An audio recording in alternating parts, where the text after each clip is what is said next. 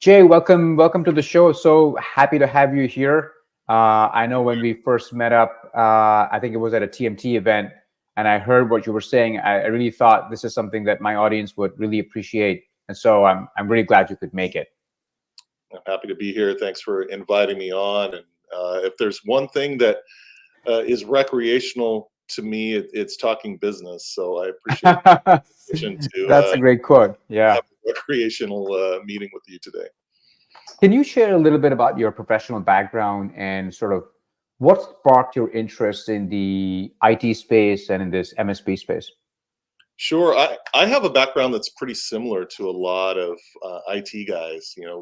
In the day we were known as the computer guy or just computer nerds. And matter of fact, my early business was known as the Geeks Computer Service when being a geek was not terribly complimentary. Right. It's in fashion now. Yeah. Yeah, right. Not now. I mean, the term geek now became kind of like a professional name, kind of like plumber. But back then, not. Right. Yes, definitely not.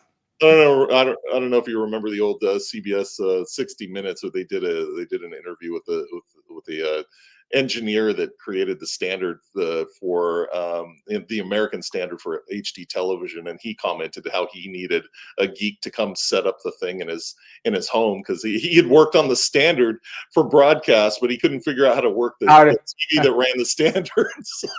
Great. So yeah, that was kind of the heyday, and I was known as the geek around the office. I actually got my start at in Fresno Unified School District as a bilingual instructional aide, but I was also that guy around the office. Oh, yeah, sure. So in a school district, it takes interminably long to have a service request put through and then fulfilled.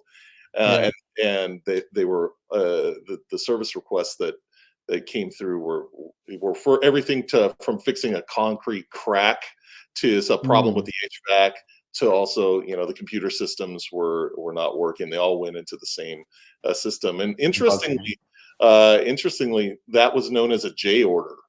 And so, oh wow, right. So I became known as a much faster J order. It's just funny. Jay to do it. So I was that guy in the office. It turned out the computers were having a lot more trouble than the bilingual students were having, and so ended up carving a position out for me that was early. It was kind of this is in the mid to late 90s. I was going to ask you mid to late 90s. Okay. It was part of the library tech kind of department. Because the library was implementing more media related and technology related items, and so that's the heading I went in under. But I was just kind of chief digital cook and bottle washer around the schools, and whenever there was trouble, I was called in much faster than the traditional J order. Right. From there, I started building a side. They call it a side hustle now. I was calling it Weekend Warrior. Right. And teachers, administrators that were having trouble with their home PCs, but also their spouses that own businesses, and started building that clientele kind of on the weekend, on the evening, and then in about 2000, I pivoted that to a full-time career and started taking out ads in the yellow pages to draw up business. And boy, that was easy, man. We got it. Yeah, yellow pages, right? I mean, that's a crazy time. It is so hard to market now, man. You have to have your hands in a lot of cookie jars. But I was able to get 60 to 70% of new business just from the yellow pages at the time. Oh my God. Can you imagine that? I mean, today, if you were to do something like that, there it would sit. Like nobody would even open it. Nobody would see it. Yeah, alongside all of the legacy attorneys that still take out yellow page ads for some reason. I have no idea. And the phone book was about this thick. You could you could set your. I remember that. Yeah. As a booster seat. Now it's about the size of a pamphlet now. So.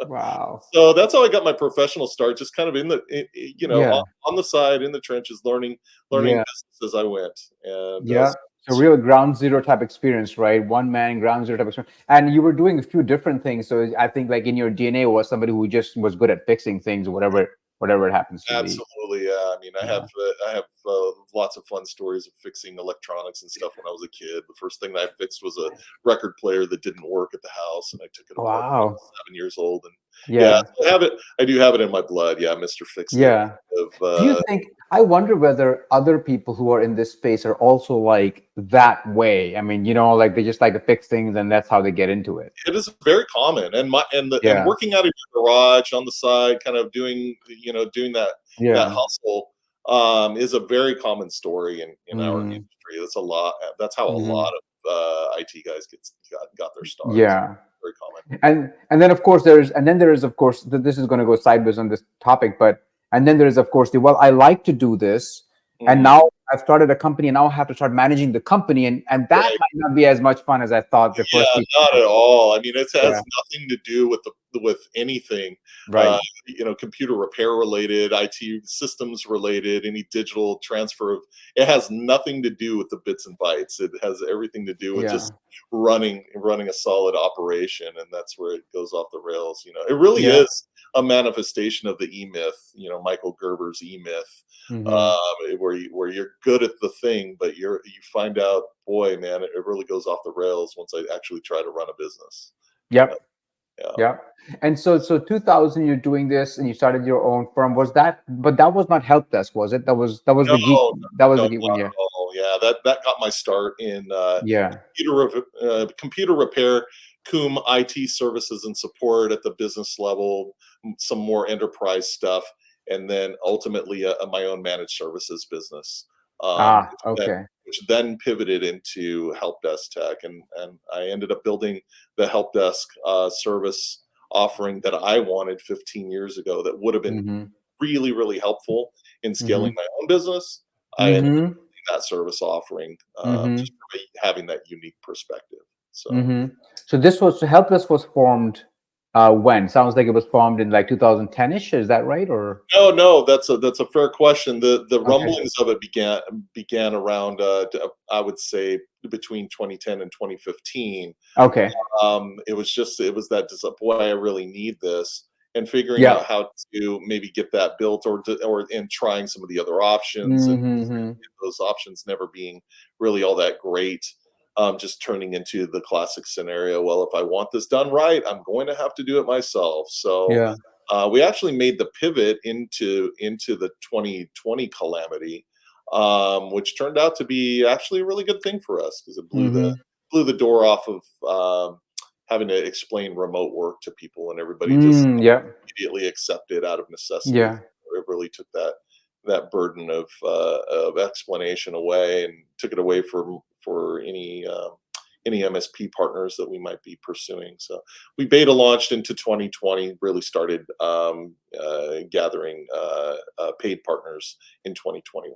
So I see. So COVID ended up becoming something which was a great tailwind for you, right? it really was. Yeah, we had Yeah. teed it up into that, and couldn't have planned on, nobody planned Right. on that Right. calamity. So, but it ended Yeah. up working out okay for us. So Yeah. And then just one more question before we sort of get more into help desk itself. You've obviously been very busy with this company since, like you said, at least COVID, but obviously you've been thinking about this company for a long time before that. uh, Um, in all your experiences that you've had in running this firm, like how has your journey as a founder, shaped your perspective on the industry, and what have been some of the key milestones that you've had to cross at Help Desk? yeah, I mean, I think we're still crossing milestones, and I'm still Mm-hmm. learning plenty of lessons. But probably in the same way a good prize fighter keeps learning lessons. You don't Mm-hmm. without your fair share of bruises. So Mm-hmm. I think some of the keys were just the like strict importance of getting the right people in the right seats at the right time, making sure Mm-hmm. you are almost with religiosity getting the Mm-hmm. right people in. It's much less expensive. It's much more fulfilling. It's better for your soul. It's better for your psyche. It's better for those, stomach knots. You just have Mm-hmm. fewer of those when you have the right people Mm-hmm. helping you, and that's probably the biggest um, I wouldn't have I wouldn't call it an epiphany because you know these things Right. intellectually, Yep. actually You got to seeing feel it really inside. Yeah. you know when you really feel it. Everybody has a plan, and until they get punched in the face. I think that's a Mike Mm-hmm. Tyson quote. Mm-hmm. So seeing it in action really was Yeah. helpful. So if I had one big Finding the right people, the right place. Yeah. and that's been our guiding light is making That's a sure. great point. Actually, in a recent, the CRN does this top 500 MSP list, right? And they do a survey of the founders of the MSPs, and they were asking them, what is the biggest challenge that you were facing or you were able to overcome? And actually, one of the common themes there was finding talent. Yeah. To fit the right seats has been incredibly hard, and retaining them has been hard. So that was exactly what somebody else Well, was it is huge. saying as well. Yeah, it is huge, and it's our whole raison d'être, right? Mm-hmm. The Mm-hmm. whole reason why Helpdesk.tech even exists Mm-hmm. is fulfilling that need. So we take all that burden and it Yeah. and it's a lot of machination. It really is. Mm-hmm. It's a lot of activity. It's a Mm-hmm. lot of grindhouse. It's kind of like Mhm, marketing. No one thing mhm, works. mhm. You have to have all the things working in concert in order to get Yeah, the result that you want. So, yeah. uh, I was doing a podcast with Tim Conkle, and mm, one of the things he said was, which also really resonates and is sort of connected to what you're saying here is, he said, uh, he didn't say it this way, but I think what he was saying is there are lots of different pieces to make something work, like let's say something like marketing work, lots of different pieces. And if any one of those pieces is not working, you might not see any output coming out the other side. And you'll be like, well, I'm doing 9 out of these 10 things correctly. Nothing is coming out. And that is part of the challenge is you really have to have all those wheels working together. And then you start to see the fruits of that if you're doing really, it properly. yeah, he's not wrong. I mean, it's kind of like pulling out one key cog or a flywheel out of your machine. It doesn't matter if Yeah. the others turn. It's not Yeah. the machine is not working together to get you the output. So Yeah. For those folks who are unfamiliar with help desk, can you please give us an overview of your company and how it fits into the MSP ecosystem? sure. So, Helpdesk.tech fulfills a key front desk problem that most MSPs have. A lot of us are problem solvers. A lot of our gear grinders. We like the machinations of IT systems, the bits and the bytes, um, the digital component of it, and the problem solving component of it. So, just solving those puzzles daily. We're helpers by nature, but oftentimes. We lose sight as MSP owners that the real problem is actually organic. It's not anything to do with the digits. The digits cause the anxiety for the people using who are dependent on the systems. But it is really the human beings. In spite of AI getting as good as it is, it doesn't have those feelings and those anxieties. A printer, for instance, a smart printer could not care less whether it's outputting the proper print job. Yeah. It's the person who needs the print that Mm-hmm. is actually having the problem. And Mm-hmm. so fulfilling that need is Mm. really difficult. It can be solved in a relative short term if you're an owner operator and individual operator, because you're the one showing face to that client and showing that care and at least that concern, and actually implementing the work that gets a person back up and running, or gets an organization back to stability or security or what have you. You're that face, but it gets exponentially harder as you try to bring in other team members to help you to that end. That's when the real trouble begins, because a lot of new hires just don't have that same care or concern, not only Mm. for the client but for the business writ large. Interesting. Yes. So that's when the trouble really begins, is that HR component. And then now your problem really becomes, okay, well, how do I motivate and inspire and show some leadership to other people other than myself in order Mm-hmm. to make the company mission move forward. So Mm-hmm. Helpdesk.tech actually fits into a key component of that, which is that front desk, that front line, where business is often won and lost. Mm-hmm. You've got a human relations component that a lot of MSP owners really didn't quite count on uh, Mm-hmm. when they signed up for this. When they signed up for Yeah. this live, and so that results in a lot of frustration getting the right Mm-hmm. person on the bus, getting the right group of people on the bus Mm-hmm. to help move their company mission forward. But most importantly, to deflect from the minutia of the day-to-day operations, which is really important from Mm-hmm. a customer relations standpoint, from a customer satisfaction standpoint, but takes away from some of the more black box work that an MSP really should get credit for and often doesn't get credit for. The stabilization of sites, the securing of sites, the backing up and securing the data of a company. Often that work, it's knowledge work it's called knowledge work for a reason.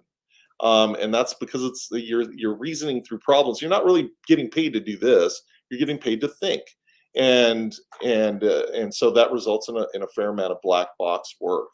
Mm-hmm. Whereas the day-to-day trouble is what distracts from that deeper work or more complicated work. And oddly enough, your client relationship can turn on that particular interaction. 100%. So Yeah. so that and understanding that is actually and the gravity of that is Yes. actually the true value proposition of Helpdesk.tech. That's how we really come in and solve it, because just from an origin story perspective, I've sat in the captain's chair. I know what that feels like. I Yeah. know what solving that problem feels like, and I Yeah. know the importance of solving that problem. So Yeah. that's where we come in, and we actually really solve that problem from a first interaction with the client user need. Maybe it's even a first interaction from a sales need, that's a sales opportunity. You don't want to miss that phone call or that opportunity.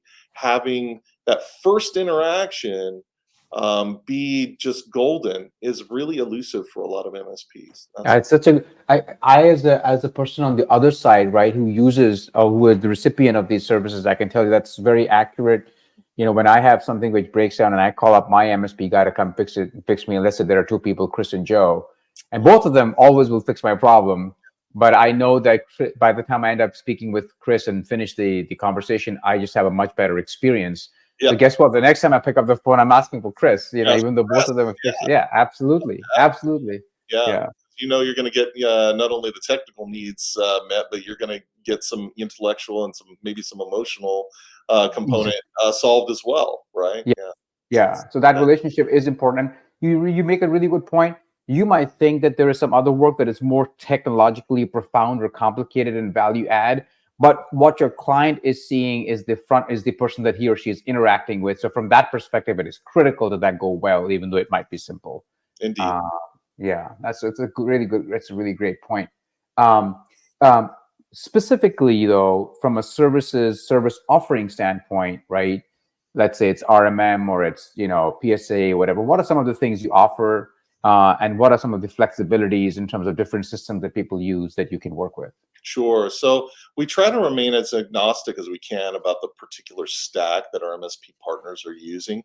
But Hmm. essentially, the value proposition of most MSPs, if they're on a total managed contract with their clients, is essentially, you've got to get four key components right before you can get a lot of the other minutia handled, and that's end user support, that's network and systems management, that's backup and disaster recovery, and that's secure some component of security. It's Hmm. kind of it's a fourplex of just kind of core offerings, and those offerings are supported by a variety of different software, but to a very similar end. So we try to remain, as far as supporting the stack at Helpdesk.tech, as agnostic as we can. There's a key component to that. It was the first software that was offered to our industry that purported to be a single pane of glass, and that was the PSA tool. Um, one of the chief component of the PSA tool that our MSP partners use it for is not so much the other components like CRM and even project management, some in billing and some of these other components that are included in the PSA tool, but it's really incident tracking. That's really the main component. And we have two-way ticket integration with the more major PSA platforms, so that I think what's key is the MSP wants the ticket to live on their PSA tool if they can, right? Without shipping off the incident to a help desk who then black boxes the work and you're not seeing progress on it in real time. Whereas if the ticket can continue to live on the PSA tool, then you can see ticket progress, ticket notes, ticket time recording. Yeah. You can see the evolution of the detective work, Yeah. given the right professional being in front of that ticket, of course. And that's a key integration. We have a software integration that's part of our service that's very, very valuable. So not only to our partners, but to us, so that we can take fewer hops in order to get the information into the critical systems that it needs to. And then everything else is relatively agnostic. RMM is tough because RMM doesn't allow third parties to pivot into its, and for good reason. They have, it's enough of a challenge for them to secure their own product without allowing a third party to pivot into it. So we have our own, to maintain the count. We have our own agent that we deploy to maintain the count on those systems. And then it's a variety of different documentation tools that get used for information sharing and other tools that they use to affect their job. There are zero trust tools that get deployed and that sort of thing. So we try to remain as agnostic as possible.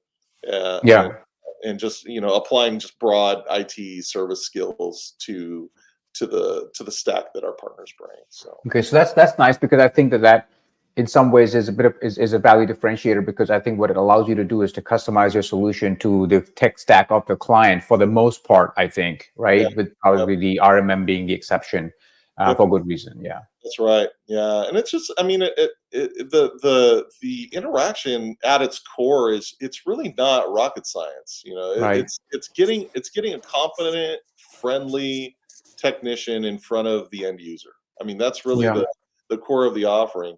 And then having that person have enough critical thinking skills, personal accountability skills, and then soft skills interacting with the end user to actually work with the tools at hand, work with the situation at hand, perhaps work with the granted access at hand in order to facilitate a fix for that end user. Anything broader than that is appropriate to escalate to our partners, because it's a deeper issue, and maybe it's a systems issue, maybe it's a center out problem that broadly affects group policies or the security footprint, or something that has greater implications. That's not really appropriate for a frontline technician to be handling anyway and making those decisions. But keeping the day-to-day off of a systems engineer or systems administrator even frees up that intellectual bandwidth to make better decisions and create better outcomes at that level anyway. So what is the typical profile, if there's such a thing, of an MSP that ends up being someone that uses your services? Certainly. Well, a couple of key things. One, understanding that you have to be in a position that you're not going to grow your business without getting some help, some measure of help. Otherwise, you're just going to be a sole practitioner. You'll hit a ceiling. That's fine. You're trading time for dollars most often. And you have to be satisfied with that if you're not going to bring in a team to help you. It's one of the key reasons why investors don't really invest in Silicon Valley startups unless you can show that you can build a team. They like teams with co-founders for this very reason. You're not building a business unless you're building a team. At best, you're building a practice, and a lot of times it's a practice with a sole practitioner. So so that's the key component. But most of our MSP partners come at us when they're supporting somewhere between most often somewhere between 500 and 1,500 seats is Okay. most often when we get the inquiry. You know, it's enough to have already hired 1 or 2 or 10 personnel. They know the frustration that goes into hiring those personnel. Perhaps they're dealing with some stragglers on staff that really should be performing better, or perhaps they know they have some unicorns and are desperate to hang on to them, but they know how, either by happenstance or just blind luck, that they found these individuals to come help them, and they know that's not a scalable methodology. Is just kind of hoping that the right person walks through the door that's going to be committed and help you with the vision. So they understand this, and it really starts to be painful somewhere between 500 and 1,500 seats, where you're like, yeah, I really need to, you know, have a good team of people to help me with these core components. Yeah. So, I think obviously by allowing them to, in some sense, some ways, offload their day-to-day, you know, client problem-solving issues to you, they are able to free up that time to do their work.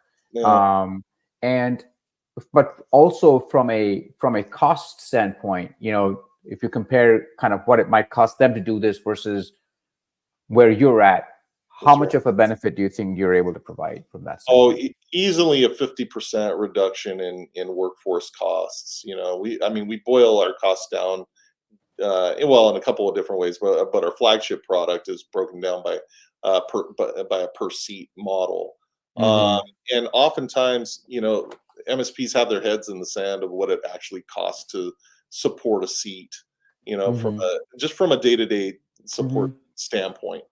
And so they don't realize that, you know, by the time you start hiring personnel to help you, you need at least one utility tech for every about 250 seats that you support, and that's kind of a full burden. That's a national average. Sometimes it's more, sometimes it's a little less, just depending, you know, on the complexity of your client base. But that's a very good average. Well, that ultimately turns into a support cost of anywhere between, I don't know, $35 and $65 a seat by the time you hire a resource that is not you to support that user base. And that's a tough row to hoe, and people don't realize that that's what the actual cost is. You know, people think that it's just the wage you're hiring somebody for, but it's so much more than that. They don't, you know, as you kind of grow, you kind of learn what a loaded salary actually is, you know, and they don't realize it's almost, after a lot of headaches, hassles, and turnover, it actually ends up costing twice the hourly wage that you pay a lot of these people. So a $25 hourly wage turns into $102,000 a year very, very quickly.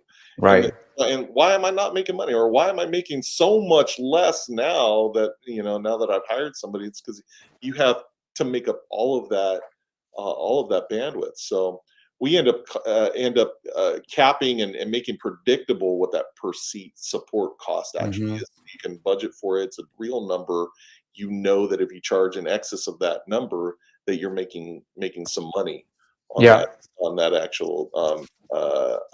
actual seat. So, and you know, just speaking from a transaction advisory perspective, this cost saving can have such a meaningful impact on your operating profit margins, that you might be able to go from being if you're looking to potentially exit, you might be able to go from being someone who's not potentially very interesting to a partner because you're just so small and margins are not that high, and actually EBITDA's not that high, to being someone who is meeting those EBITDA thresholds. And now suddenly you're as part of the conversation. You're somebody who people are looking at, and they're thinking about your client profiles and things. I think that's a huge thing, because of the cost saving. You said like almost a 50% improvement in cost savings on those seats, and that's incredible. 100%.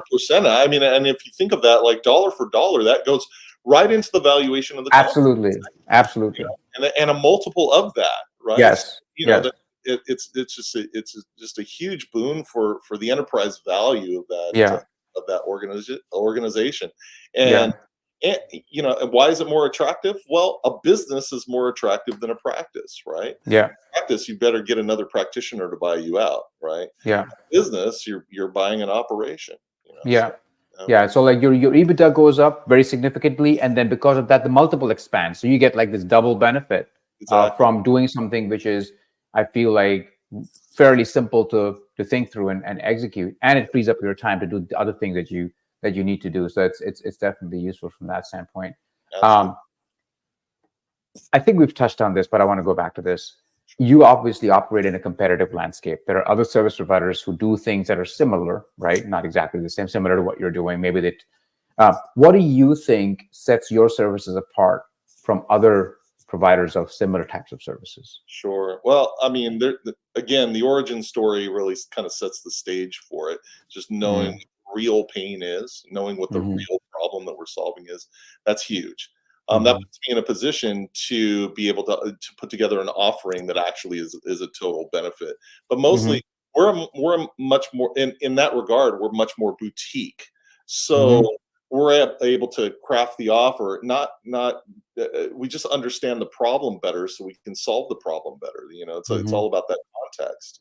So how does that translate into the offer? Well, we don't take a commoditized approach to it. We're not really even though we're a vast cost savings, it's a value sale. It's not a commoditized sale. So one of the biggest competitors, if you want to call them a competitor, is the entire country of the Philippines, right? Yeah. Where you have a glut of IT workers that are willing to work sometimes on a 4-to-1 basis. But there's some real challenges there. One, you're still having to hire, train, and maintain, a workforce just a whole ocean away. That's one. That's right. But on top of everything else, if you're not really efficient at solving the problem, if the problem takes 4, 5, 6 times longer to solve the same problem, either through pleasantries or through not understanding the context of the problem or lack of access or whatever, and a number of different problems aside from maybe a communications barrier. That's to say nothing of that, but that's okay. We're a global society. We put a lot of those things aside now, but there are just a lot of disconnects that happen when hiring and when offshoring. So that's a big competitor. Whereas we compress the need. It's a fractional team for a reason. We operate on fractional teams because in every workforce the work expands to fit the time allotted. So there's a lot of downtime, a lot of thumb twiddling, a lot of digital thumb twiddling that goes into serving and supporting the clientele. So we recognize that. We give a rapid result to the end user, and that translates into higher CSAT scores for our MSP partners because we get a competent, friendly, US-based resource in front of that end user. But there are other competitors like the 20 and Mission Control, IT by Design, and they're solving it. They tend to solve it on a commoditized basis. It's like it's more of a warm body type of approach. And our people are great at closing tickets. Well, if you're great at closing tickets, that doesn't, you're only solving a part of the problem. It's really a human forward problem. It's not a technical problem, and it's not an issue of getting the phone answered within X seconds or getting a technician working in front of within 5 minutes. Like that, that's not the problem. The problem is that the end user wants to know that they're getting the right person to solve their problem. That's why you ask for Chris. Yes, right? exactly. Because you want the right person in front of your problem. You don't want the next available. Nobody has patience for the next available. When you have to sit on hold, please hold for the next available. The next available, right? But you're willing to wait interminably for the right best for the best surgeon, right? Yeah, sure, yeah. For the best, we're willing to wait for great resources rather than just the next available warm body. So. Yeah, those are lots of good points. I mean, I had someone from Techno Global, which is an offshoring service out of the Philippines, talking about their services, and they're doing a fantastic job, absolutely. But like you said, there is a onboarding process that you do have to go through with their service offering. And then the other thing that I think you mentioned there was also very useful was, the fractional aspect. Basically, if you're hiring somebody full time over there versus somebody who can be available for you on a fractional basis over here, from a cost efficiency standpoint, that can be really remarkable. And then the 20s as an example versus what you guys are doing. I think there the way to think about this is customized solutioning on your side versus something which might be more commoditized in terms of the other service offerings. So there are lots of different options that buyers then users of MS should be aware of, and it's important to know what each one is offering that's different. That's right. So that's really cool. Yeah. And I would point out one more key. Yeah. This hangs people up in most of the other offerings, and it's kind of a catch-22, because what's being sold is, well, make sure you've got your documentation in line. Make sure it's great. As long as your documentation is great, then we're going to be able to take the ball across the goal line. But there's a problem with that, and the main problem is that most MSPs don't have as great a documentation as they would love to have. And so an easy way to close a ticket is to say, oh, this is not documented. There's no process document. There's no SOP. Escalate. And that closes the ticket on the provider side. Right. So their metrics look great. Oh, man, I closed 150 tickets today. Right? But did you solve the problem? Did you solve 150 problems? No, you just the outsource ends up re-outsourcing back the problem. Actually, right. So they end up wasting a lot of time and money, and it ends up being very, very frustrating. It's a very common complaint.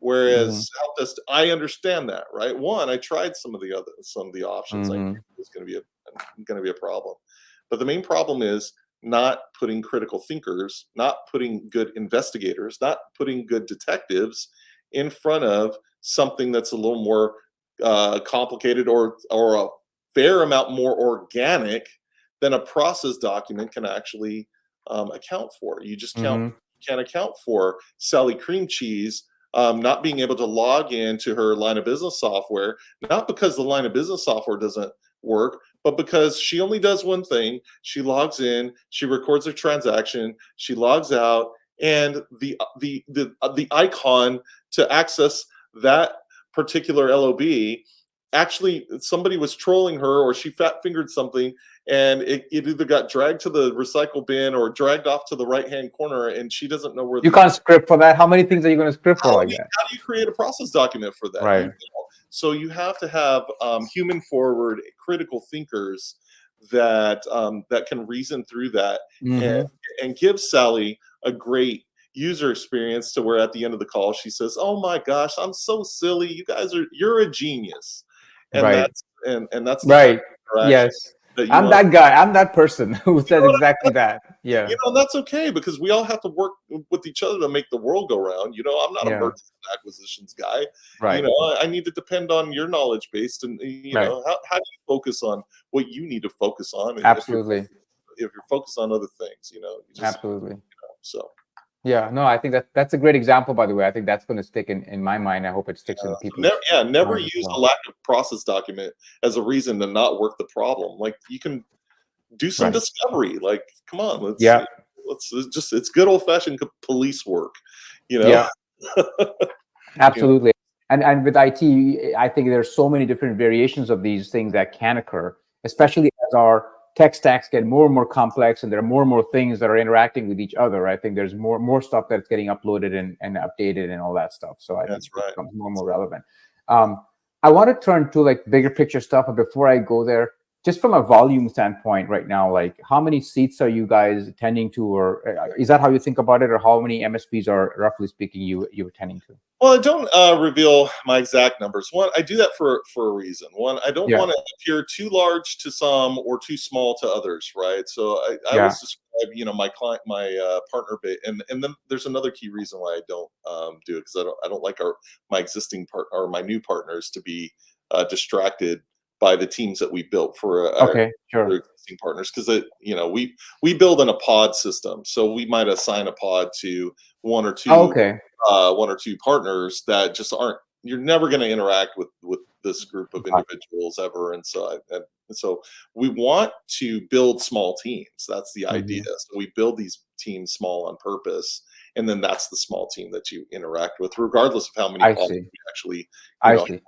call center size, but pod interactive. So that's why I don't talk about how. So that's good. So I was asking this question just because of the fact that somebody might say, well, am I at the risk of like more and more dilution across the client base with the resources that you have? But if you're building them pod by client, then I think that takes care of that. It's really important to note, because otherwise, if we go with a call center strategy, and cobble together all of our pods together as one contiguous group, then you lose that person to person interaction, because the call might go into any number of 100 plus people in a call center, and that's just not the interaction that we want to have and that we build. So we localize, we close the circle, create that pod.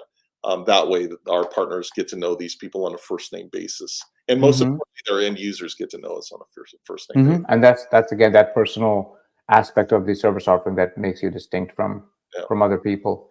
Let's take a different set of questions just around bigger picture trends that you're seeing in the MSP space.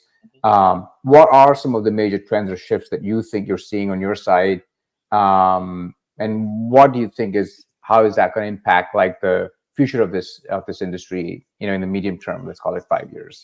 Sure. Yeah, sure. So I mean, a number of things. I think we're seeing a fair amount of consolidation in the industry. It's a managed services company is a very attractive, one that's built to a particular size is particularly attractive to a private equity or somebody who's trying to put together a larger MSP to then sell to private equity. So there's a lot of merging that's going on. I think the cat is out of the bag, so to speak, on how valuable that recurring revenue can be from a merging standpoint. So I see a lot of that. I don't see that slowing down. I do. As a result, though, that leaves a vacuum for other sole proprietors and maybe owner operators, some small personnel to get in to get into other accounts that maybe don't want that larger MSP feel. So they're always going to have some independent businesses. So I think that consolidation actually creates more room for more interesting. Frankly. I mean, I think I'd be remiss if I didn't bring up the whole AI thing. I think it's certainly the more than a flavor of the month. I think AI is a transformational technology, but I think it is still a tool and will be for quite some time. And I can touch on that in a second. But and the other thing is like, we just came out of a security tool stack cycle, so where the conversation was only about security tools. That was the main conversation, especially on the road. As I toured the trade show circuit, and I used to I never made this joke on stage, but I always wanted to hop onto the stage and say, "Hey, I'm J. Colin Petersen. Let's talk about something new, something unique, something fresh. Let's talk about security." I've just been, bombarded with 7 talks about security, level. So, but now that talk is AI. I think that's a longer, more broader talk track, because it's just going to touch so many of these additional tools. I think there's a lot of vaporware that's popping out that it purports to integrate AI or some sort of GPT wrapper that gets folded in. You're seeing some of the more legacy software and lines of business software, proprietary software, bringing in some degree of AI component or trying to shoehorn in AI into their proprietary product. And we are an industry of doodad buyers. We like to buy doodads in the MSP world. MSP owners love to buy doodads, and by absolutely. I mean software. And we really look for panaceas. There's problems that occur running a business, but also trying to stay ahead of the tech curve. So we really, and I don't see that slowing down. I only see it accelerating with the AI-driven doodads that are new set of toys to already hit. come on board. So, some of which will help, some of which will just create more work. I think there's an important history lesson to remember. When one of the second major software to hit, and it was hot on the heels of the PSA tool, was the RMM tool. And the value proposition there was, well, you install this and all the little robots and scripts and stuff will just run in the background, and it'll fix problems on the fly. And if it can't fix problems automatically, it'll create a ticket for you, and then you can handle it manually. And what that turned into was just this wild alert fatigue. People install it, and all of a sudden, all of these alerts would pop and create, hundreds of tickets, and it was just too much to actually do. So what they do, they would just close tickets en masse, and then they would regenerate, and you close them again, or you'd go and turn off all of the alerts, and then maybe start turning them back on one by one. But the RMM tool ended up being a glorified remote control tool for a lot of MSPs. They didn't really use it to its full capacity. I think the point there is, if I'm understanding this correctly, listen, new tools might come on board with the AI stuff, and that's going to create its own set of things that are going to need to get addressed. That's exactly it, man. It's going to eliminate some work and probably create a whole lot more, for you. Yeah. So, I probably shouldn't share this, but I was in part of my previous life. I was a consultant at a consulting shop, and we were doing a project which was a technology implementation project.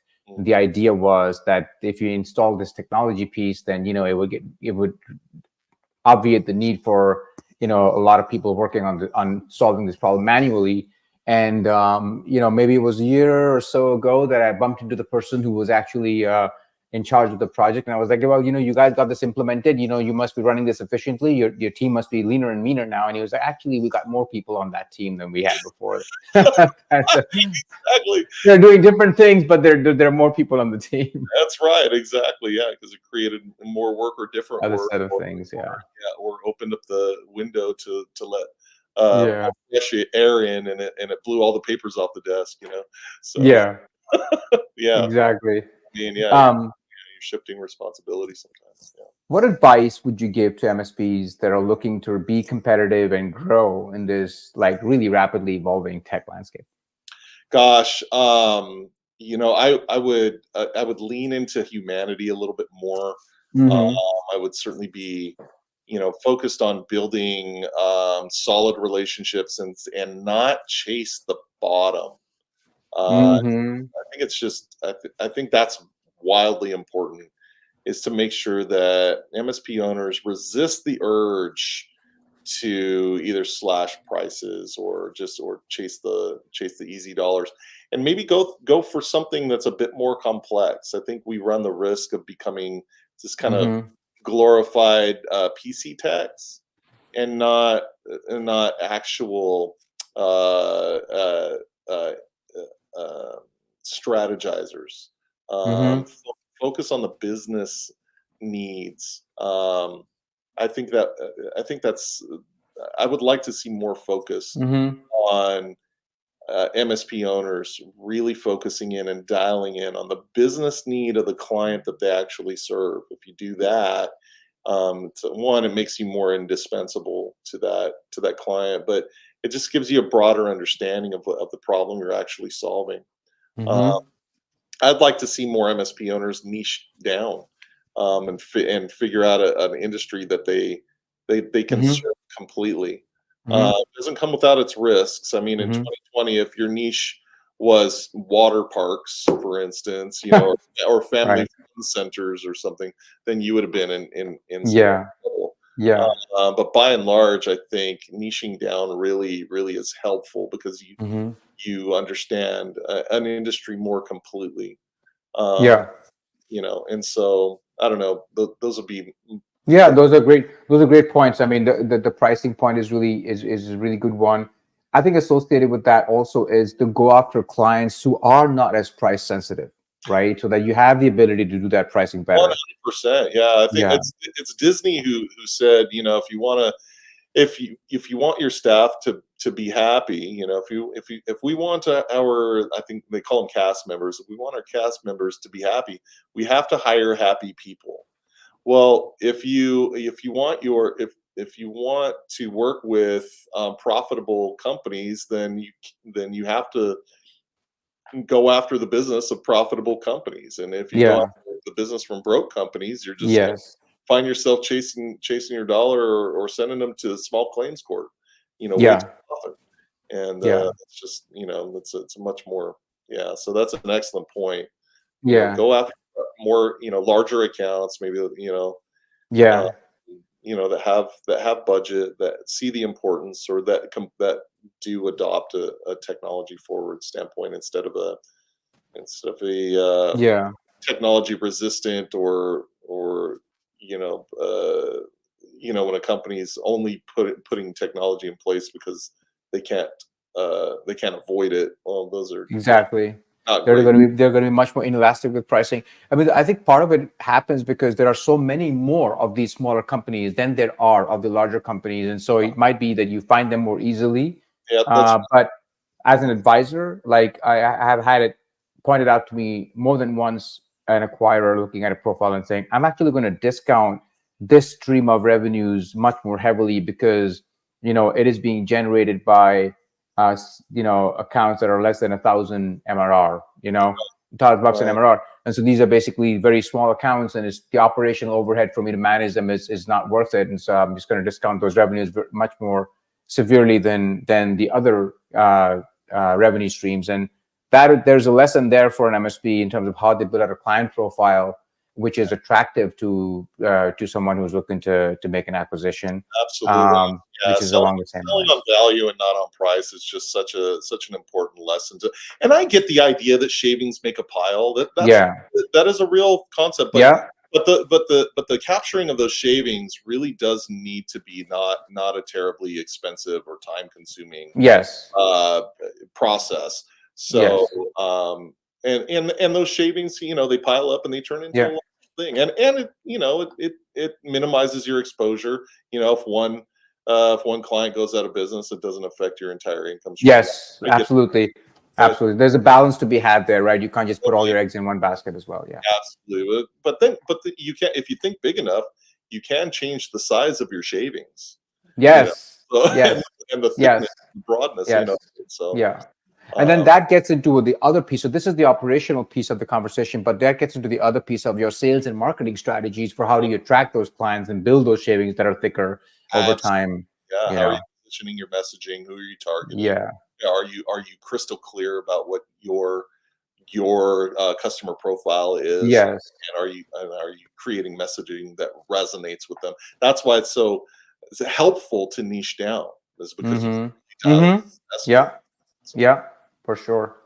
Um, let's talk about one of the things I want you to talk about, because obviously you're a founder yourself, you've been very successful at building businesses and running them, is kind of questions that have to do with advice as a leader, as an owner, of a company, to a fellow leader and owner as a mm, company. What leadership principles or strategies do you find valuable in running help desk and guiding your team? yeah. I think some of the things that I really am proud of with not only myself but my leadership team is just there are a couple of things. One is being transparent about what the non-negotiables are. So I think transparency is really important. I think they're saying too much. I think there are certain things about running a company that are just not appropriate to burden your crew with. And Yeah. if they see too far behind the velvet rope, then they start to have to deal with all of the anxieties Yeah. and stressors that you have to deal with, and that's just not fair to them. So Yeah. there is a burden of command, and you should protect your crew from that. but by and large, I think where transparency, I think, is really helpful is what those non-negotiables are. If it is non-negotiable to have great documentation, then that needs to be communicated early, often, Mm-hmm. upfront, and then Mm-hmm. reinforced. But more importantly, it's like, well, what is your overall philosophy? Like the non-negotiable is, at Helpdesk.tech, for instance, is that excellence is the floor, not the ceiling. Mm. And understanding that right away on day one through a great onboarding process, through a great um, through a great series of celebrations, about that core value, but other core values, and getting that right out in the open, Mm. and then being excited about what that non-negotiable is, uh, Mm-hmm. almost daily. Mm-hmm. It's a really, really valuable thing for a leader to bring to a team. Whether you're all the way at the top or whether it's a middle manager, um, that's really important for leaders of teams. And then understanding that leaders of technical teams have a unique challenge, because technical workers, knowledge workers, geeks, if you will, respond to different things and have an interesting, unique value system that normies just don't respond to. Sure. Yeah. So and oftentimes, owners of MSPs are themselves that nerd, as I was. Absolutely. Yeah. And so, and I'm not ashamed to admit it. And, we're quirky people. And so Yeah. having that own know thyself component running is really, Mm-hmm. really can put you on a good baseline for that. And then, Mm-hmm. that puts you in line for understanding how your people are going to react That's a to great point. traffic. They're all they're all weird, but they're my kind of weird, That's right? it. So Baby. yeah, Right. Let you have your to celebrate that and own it. fly, baby. Yeah. Yeah. 100%. Exactly. Yeah. Yeah. Um, Looking forward, right? What's your vision for help desk? Next few years, any particular area you're looking to like explode into, grow into, expand into? Absolutely. Yeah, we're really excited about it, actually, because we're opening up the training that we provide internally. We're opening up that training externally to MSPs who want to understand, how we achieve the results that we I do. see. Okay. Why Yeah. Interesting. why do we get such outsized results from our own people? How are we going about that? So there's some academy activity that our MSP partners will be able to subscribe to. Our Mm-hmm. existing partners will be getting the earliest look at that, and we're looking toward 2025 for that. That's huge. And a little birdie told me that our software may be very valuable to other MSPs who want to use the same type of software that we use to leverage our own. Oh, interesting. So yeah, there may or may not be a SaaS product on the way that is going to be very, very helpful for. That is exciting as well. Very exciting. Yeah. Yeah. So Where? Yeah. Go ahead. well, yeah, we're just thrilled Yeah. and excited about the growth that we're going to have over the next 3 to 5 years as a result of As a those. result of that, yeah. If clients wanted to find you, where could they find you on the web? On the web, our brand name is the URL, so it's helpdesk.tech, Yeah. helpdesk.tech. And I won't burden you with the HTTPS colon slash No, slash no. Yeah. like we used to do Um, back in 2000. Yeah. exactly. And I see you a fair amount, and on the circuit, Yep. right? Yep. What are some upcoming conferences that you have lined up that you would be at? Sure. Yeah, I pride myself on being a very accessible CEO. I will certainly be that until I can't, because I love the community and I love the Yeah. interaction, and it's just it's one of my most favorite things to do. So I am out on the trade show circuit. We'll be at at another TMT roadshow in Las Vegas. I think that's going to be that's a very well attended roadshow for obvious reasons. Yeah. Nerds behaving badly in Las Vegas is a lot Yes. of fun. And then we'll be at IT Nation in Florida at the end of the year, and then we'll start it all over again. We're excited about our partnerships with some of the trade groups, and we'll be expanding.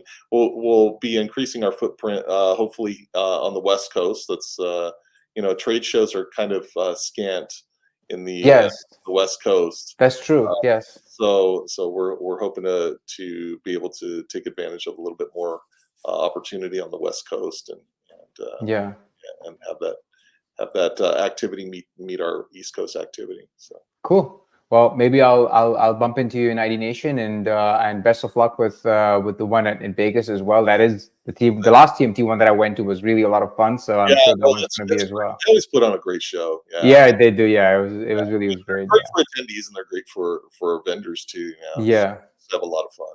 Cool. Yeah. Well, good times.